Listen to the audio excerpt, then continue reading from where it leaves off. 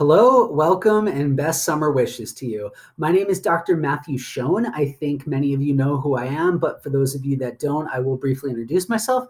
I'm an assistant professor of sociology here at Albion College, and more specifically for the purposes of this video, I am the incoming director, the new director of the college's first-year seminar program. As director of the FYS program, that means that I work on the faculty side of things and I work on the curriculum side of things. I work with classes and with faculty. And your position as FYE mentors is a bit distinct in that regard because you don't report to me, you report to Barry, and I don't control or plan any of your program's activities. That's very much something that you are accountable to Barry for. But I wanted to make this video to discuss the fact that there is clearly a close connection between FYS faculty and FYE peer mentors. So given the fact that there are so many changes in this new semester, and we are all, you and me both, and everybody is embarking on a semester that is unlike anything you or I have ever participated in, wanted to make this brief video and ask Barry to make it available to you to address three things that will help you be the best partner to your assigned faculty member that you can be, and help you understand the expectations in a general sense that your faculty partner is going to have for you. The first thing I want you to understand, and I'm sure this is something that Barry has addressed in whatever training he's putting you guys through this summer, so please let me strongly reinforce this. Understand that the student body, the incoming class here, is coming to Albion in a very vulnerable place, and they're coming in at a higher level of vulnerability on average than you or I did when we started college in our first semester. They're vulnerable economically, they're vulnerable politically, they're vulnerable socially, and they're vulnerable educationally. Assuming that you are a junior or a senior, the unemployment rate nationally when you arrived at college was somewhere between 4.2 and 5%. Depending on the specific year.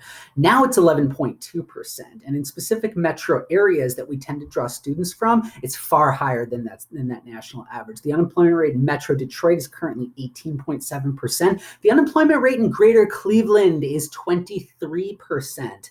That is a catastrophic level of joblessness, and if you look beyond just unemployment and look at the jobless rate or the underemployment rate, the percentages are a lot higher. So economically, it's a very tense time for many households and for the families that the students are leaving to come join the Albion community.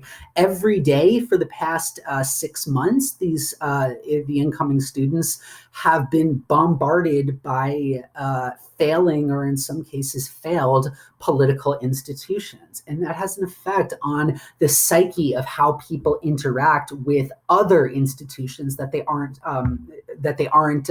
terribly familiar with up front. They're vulnerable socially in that they have not been in a real classroom since probably the middle of March. It's, I think, a fair assumption for almost all of the students that will be joining us in the fall.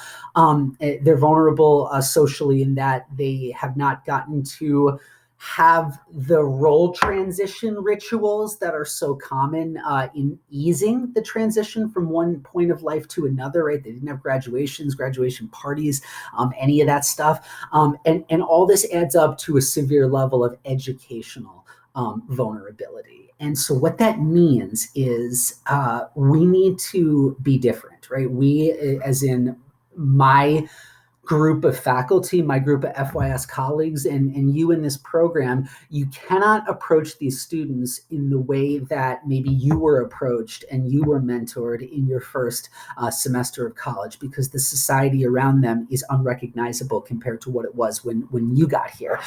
You can't necessarily even mentor them in the way that you yourself would have wanted to be mentored. You can certainly take some of the lessons that you personally have learned, but I think that only goes so far. So understand that vulnerability. I will be working with my faculty colleagues to make this point equally strongly on the faculty side of things. So that's point one. Understand the high level of vulnerability of the incoming student body. Point number two, when it comes to hashing out a specific division of labor between you and the faculty member that you will be in partnership with, a lot of that is going to be specific to the wishes and desires of your partner and the demands of the syllabus that they put together. But I know for a fact that I speak for my colleagues when I say one thing that people tend to have zero tolerance for in the FYE mentor that they work with is disorganization.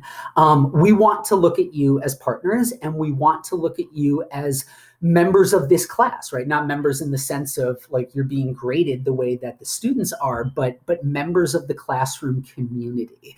And in order to do that, in order for us to treat you as partners and as full partners of our classes, we need you to at least match, if not exceed, our own level of organization. So take that seriously. Take that very seriously. You need to approach this with a very strong sense of organization and advanced preparedness for the things that are going to come up. And then finally, point number three. I want to encourage you guys to very much be the example that everybody else is going to be looking at in terms of the behaviors that we want to turn into norms. There's a term that we have in sociology that sociologists like myself are fond of using called social norming. It is the process by which a behavior that previously was not observed becomes normative. It becomes just something that people do. We are opening our college as a viral pandemic rages across the country. And even though Michigan itself is in far better shape than many other states that we have in the country, we cannot be so arrogant enough to think that if things go poorly and if we don't do what we're supposed to be doing, that Michigan or Albion could turn into the next Florida, Texas, or Arizona. I don't want that to happen, and I don't think anybody wants that to happen. So I want to challenge you and encourage you to be the examples and to take responsibility for socially norming the public health behaviors that are going to allow us to get through this year. Things like mask wearing everywhere you go, not just in the classroom where I have control over the students, but everywhere.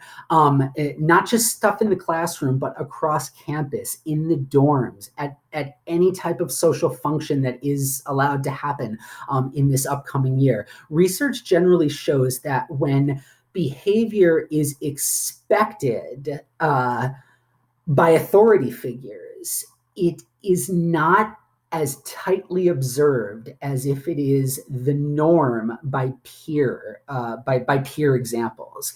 And so the people on this campus in peer leadership positions, and that includes you, are going to be looked at as examples for everybody else, and especially as examples by people who don't really have many other examples to look at in their first year on campus. Anybody who's ever been in some type of leadership position will be familiar with the last thing I'm going to say here. But when you end up in a leadership position, the people around you notice everything that you do. They notice everything that you do, even if you don't intend for it to be noticed.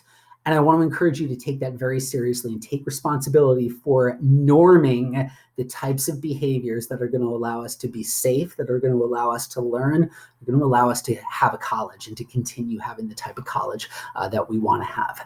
So thank you so much for taking the time to watch this and to listen to me. If you have questions specifically about the seminar side of things, you're always more than welcome to reach out and and to establish communication with me. I'm more than happy to talk you through anything that might be on your mind about what's going on. Okay. Thank you very much for listening, and thank you very much for agreeing to be a peer mentor and doing this work. It is a paying job, and I know it's an exciting job, but it's still a job, and it's something that does require time, energy, and attention and care to do well. So thank you for your commitment to putting your time and your energy and your attention into this program. It's appreciated. Thank you, and I look forward to hopefully speaking to you again and getting to know you guys more once we all get back on campus. Bye-bye.